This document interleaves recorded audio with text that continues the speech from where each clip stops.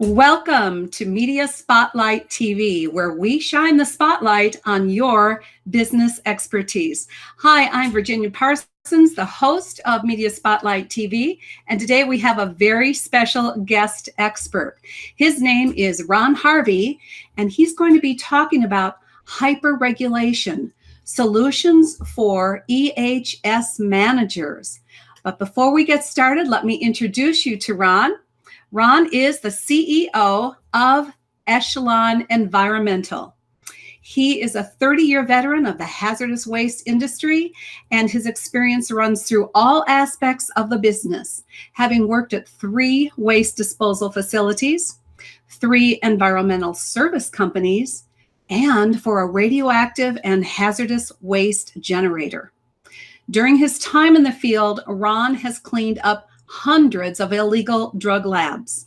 He has signed 10,000 hazardous waste manifests and personally handled around 400,000 drums of waste. Since 2010, the mission of Mr. Harvey's company, Echelon Environmental, is to help business owners who are struggling with the compliance and training mandates of the EPA, the DOT, and OSHA regulations. Ron has mastered the language of the regulations and turns those writings into practical actions by applying them to the real-world circumstances of business and industry. Now, today we have 3 main topics we're going to be covering. The first is how hyperregulation actually hurts business. Secondly, he's going to be discussing with us the 4 big challenges for EHS managers. He's also going to be sharing how compliance is not all that hard. And finally, Ron is going to provide help for the hyperregulated. So Ron, unmute yourself, come on in and say hi to our audience. All right. Good afternoon, everybody. Glad to be here. We love having you here, Ron, and thank you for joining us today. We have some important topics to go over, and one of the first ones I want to ask for you is, what exactly is an EHS manager, and what does EHS stand for? All right. EHS stands for Environmental Health and Safety. It covers a whole range of regulations from the EPA management for hazardous waste and chemicals, the OSHA regulations for workplace safety, DOT regulations for hazardous material transportation, and there's probably a few other things that can slide in under that title. And but that's about what it covers.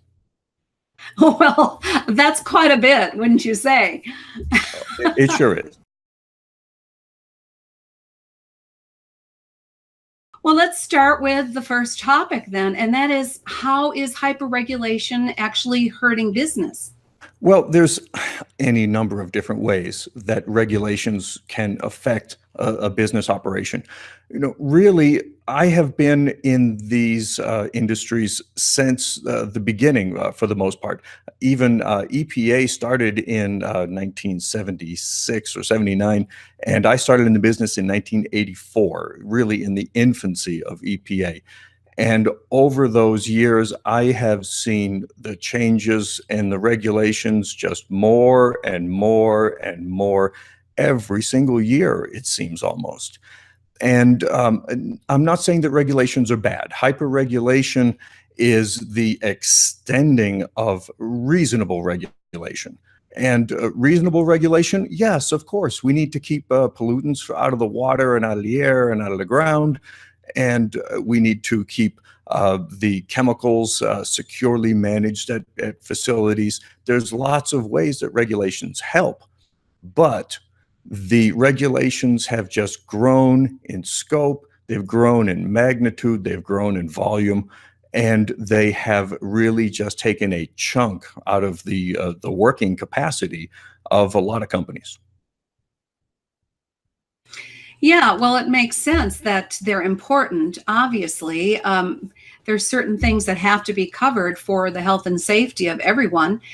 But Mhm. what else is going on with business that it's really hurting it? What is it taking out of a business where you feel like maybe they should be putting their attention elsewhere, but they have to tend to these particular issues? Well, that's exactly the point that I deal with all the time, is that business owners, in particular small business owners, start a business to make money. Okay, they do not start their business to become an environmental health and safety expert. And that's what they wind up having to do. And it really diverts a lot of their energy, a lot of their time, and their resources, as in money, to these important aspects of a business. I mean, business are regulated entities.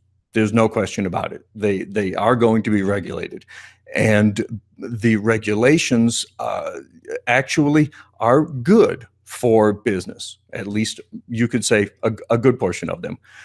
But the bottom line is that you can't continue with those regulations. They actually begin to suck the life out of some businesses. I mean, some industries have been regulated literally out of existence in America, and that's why they all went to Mexico and China. So tell me, are EHS managers actually trained for this particular work that they do, or is this become sort of a secondary job description for many of them? Okay, good question. Because for a lot of big companies, they have literally entire divisions of people that deal with all of the different regulations. And that's great. They've got experts in there that, have been doing it for decades, and they can manage their stuff pretty well. But when you start getting down to the smaller companies, they don't have either the resources to hire a dedicated EHS manager, and a good portion of them don't even have the need to do so.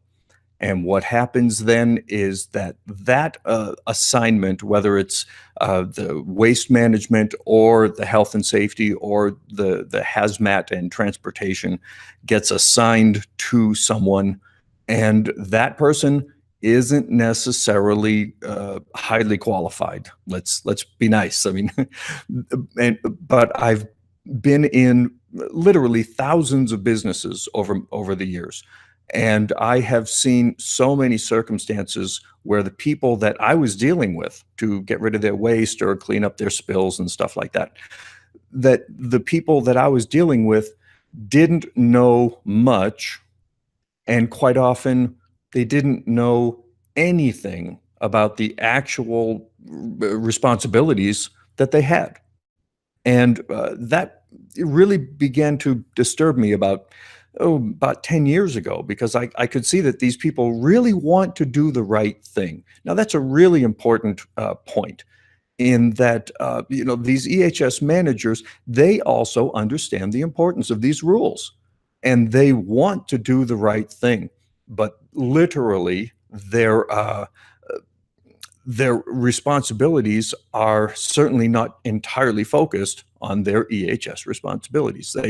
They are dealing with their primary job, which is going to be either health and the human resources, or whether they're the facility manager, or any number of other management positions, and they wind up having to deal with all of this other stuff as well. Well, and it sounds like part of the problem, the difficulties you talked about is, no experience. They have other responsibilities, and they don't have enough time.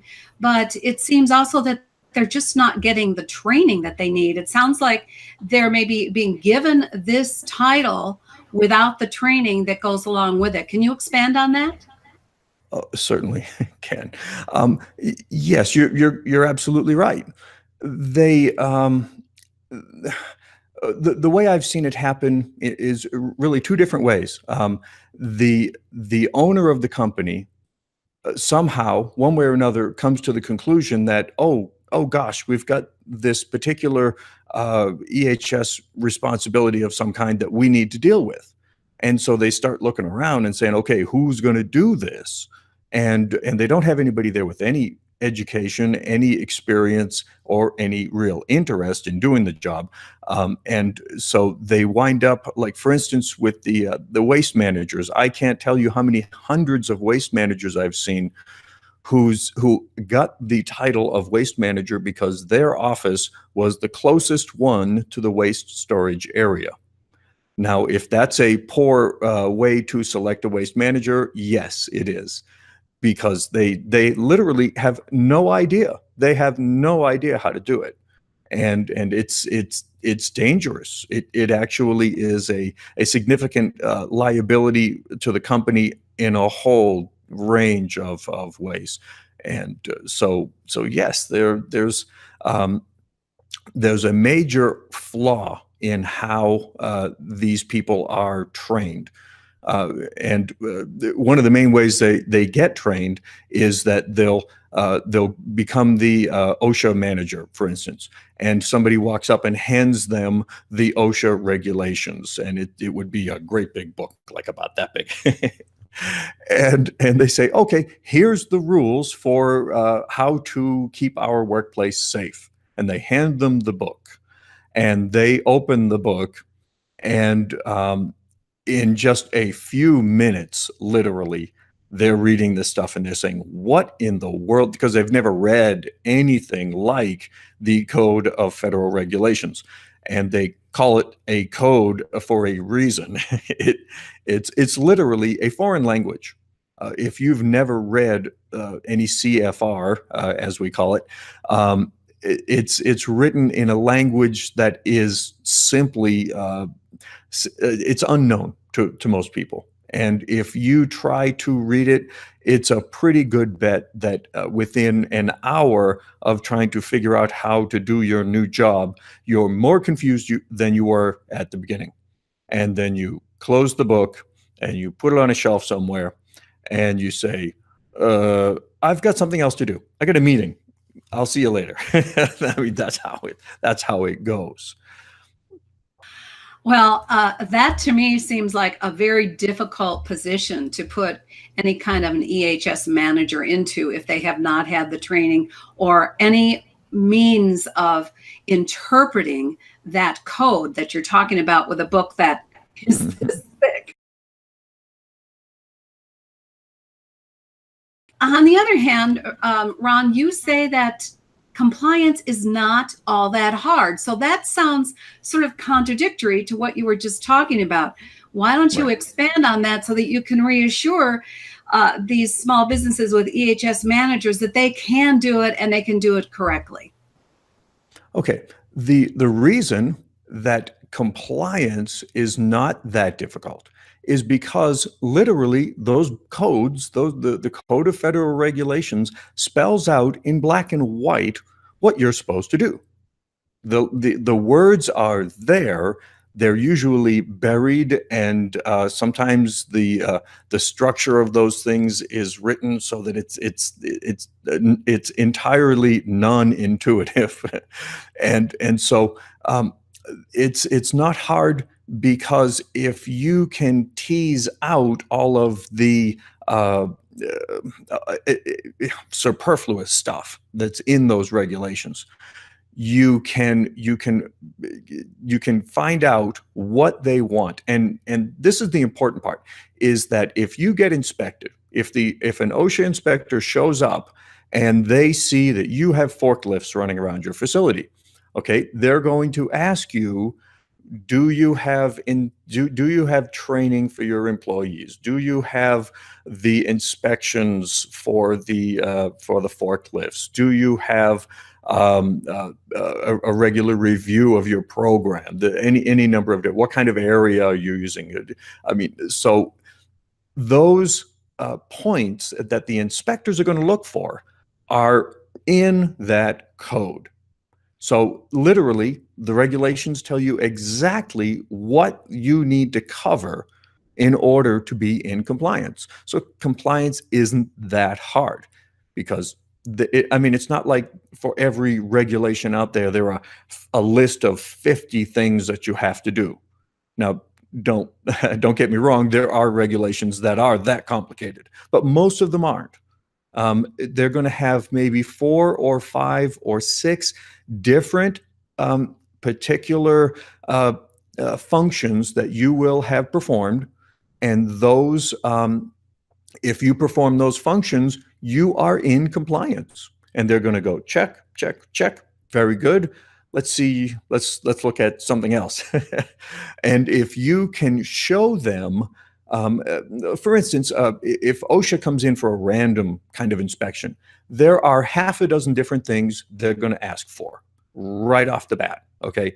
And if you can show them, if you can hand them everything that they're looking for, if they ask you for your HAZCOM plan, you pull it off the shelf and hand it to them. If they ask you for your working surfaces inspections, you pull them off the shelf and you hand it to them. If you can do that for the first half a dozen questions that they ask, they're going to say, well, you know what? Looks like these guys really have everything wrapped up pretty good. Thank you very much and have a nice day. And they're going to walk away looking for a softer target, if I can just kind of put it like that. So it's not that hard to be in compliance.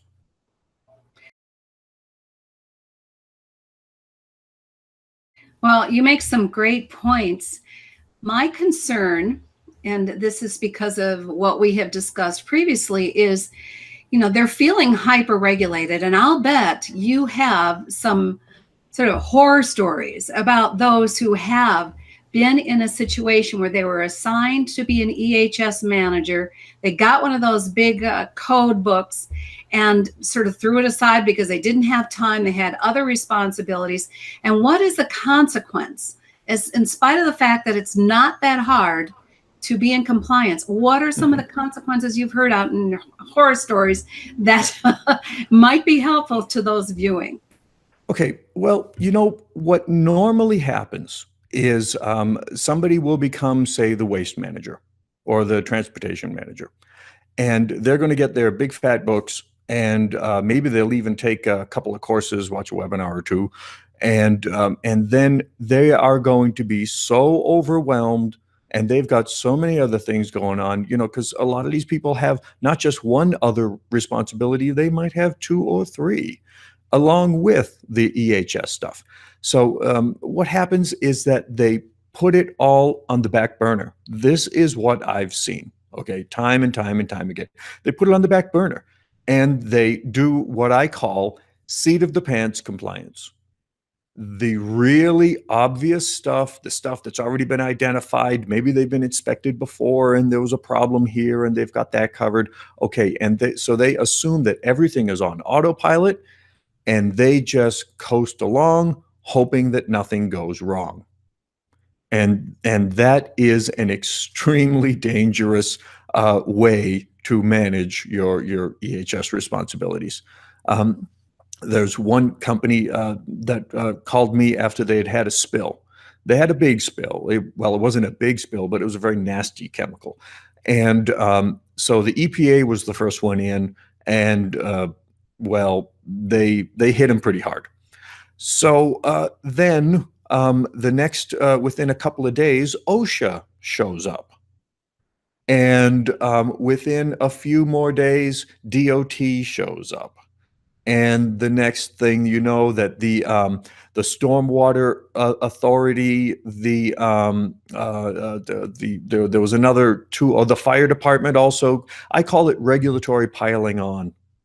You're familiar with the term in football when somebody gets tackled and 10 other guys jump on top just to make sure. Well, that's kind of what happened to this company.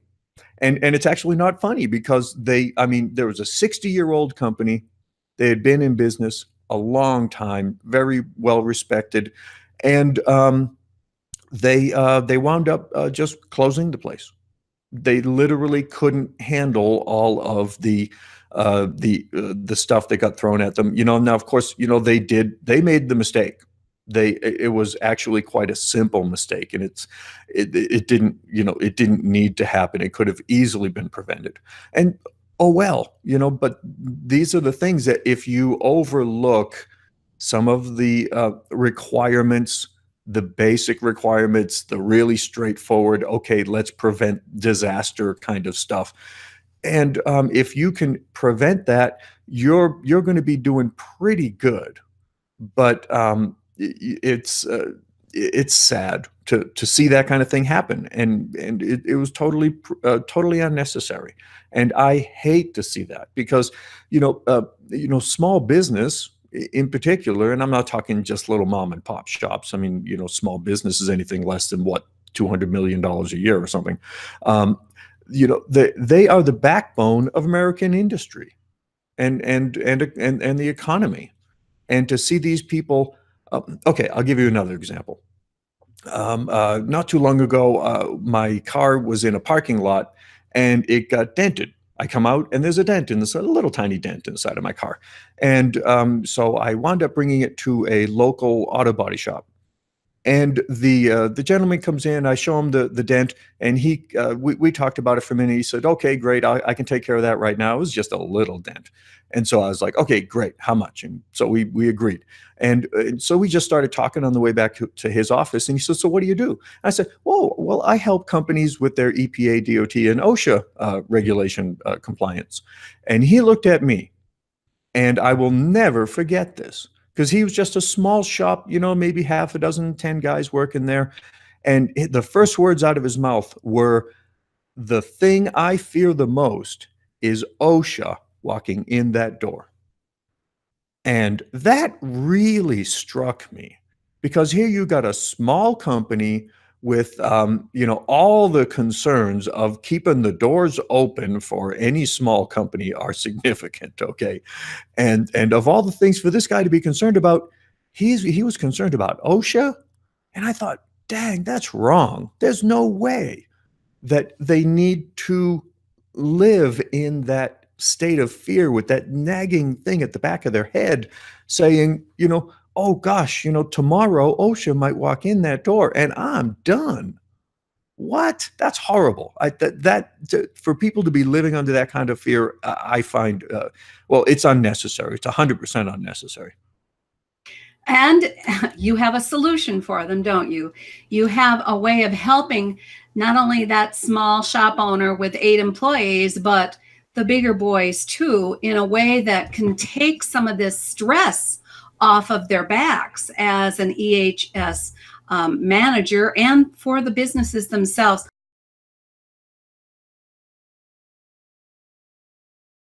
Why don't you go ahead and talk to us about your solution, Ron? Okay. Well, what I have designed is a set of courses. These courses are not just your standard employee training. There are lots of companies out there that do online training for employees on how to use respirators and how to do this and that, and those are very important. But nobody, as far as I've been able to tell, is actually training these EHS managers how to do their jobs. So I started giving it some thought about 6 months ago, and I finally decided I've got to put together a set of courses to help these people because nobody is offering it to them. And so I've put together what I call the EHS Managers Facility Compliance course. It's a set of 3 courses, one for OSHA, one for EPA, and one for DOT. And in each of these courses, I go through each of the individual regulations one by one, and I distill that regulation down to just the compliance points. You need to do this, you need to do that, and you need to do the other thing. And that's all that needs to happen to be in compliance. Now, these courses are not how to comply, okay, because that is a very complicated question in some cases. It literally just boils it down to, if you can check off these 4 boxes, okay, you have fulfilled the compliance requirements for that particular regulation. And so those courses are under development, and I am really so glad to be able to offer these to the EHS managers because they really haven't had anywhere to turn. And I wanted to expound a little bit on one other thing that you had mentioned earlier, is that quite often there'll be an EHS person working at a particular company, and maybe they've been there for 10, 20 years, and they've got everything under wraps. Well, you know what? They leave, and then that role has to go to somebody else, and they have no guidance whatsoever. And so this course is developed to give them a grasp of the big picture for their facility. They can go down this list of regulations and say, okay, great. This regulation talks about welding. And we don't do any welding. Okay, we don't have to worry about that. Wonderful. But then down to forklifts and down to all sorts of chemicals and stuff. So that's what it's all about. I have put together a guidance program to help EHS managers get a grip on the regulatory requirements for their facility. That sounds fabulous, Ron. It sounds like what you've done with these courses is really strip away all the fluff and distilled it down to the essence of what that particular company needs, and the checklists that go along with it that make it easy to say, yes, I've done this, I've done that. And once you finish the checklist for that particular area, you are assured that you're in compliance. Is that correct on how it works? Exactly. Now, compliance is a really very specific term, because the regulations say, okay, you have to perform X. And if you perform X, you are deemed to be in compliance. A lot of times, regulations are written from a very general standpoint for the most part. So your facility is also going to have to kind of say, well, okay, X is good, but maybe not quite good enough. Now, of course, you can add to anything to the regulations you want, and quite a few companies do. But if you want to stick to the basics and just make sure that you have performed, by the way, these are legal obligations. These aren't just nice ideas. OSHA can come in, and if you haven't done that function X, you are out of compliance, and they can fine you for it. And by the way, I don't think we got a chance to mention, back in 2016, the regulations, pardon me, the fines for EPA, DOT, and OSHA were adjusted upwards, because they hadn't been changed in quite a few years, between 50 and 85%. And some of these fines are now really significant. Like, for instance, one that I was looking at just the other day, OSHA requires that you have postings on a wall, okay? Of just a piece of paper, literally just a piece of paper on the wall. And if you don't have that piece of paper on the wall, the fine is somewhere around $12,000 for not having a piece of paper on the wall. Now, that is nothing to sneeze at. And of course, if you have repeat violations, the fines go up. It's getting very much more dangerous to be out of compliance. And that is the whole point of the courses that you have established. I'd like to give people an opportunity to take a look at those courses. We have here for them what Ron is again calling the EHS Manager's Facility Compliance course. And if you're interested in learning more about these courses, you can go to realehs.com/courses. Once again, that's realehs.com/courses. So Ron, I want to thank you so much for being here today.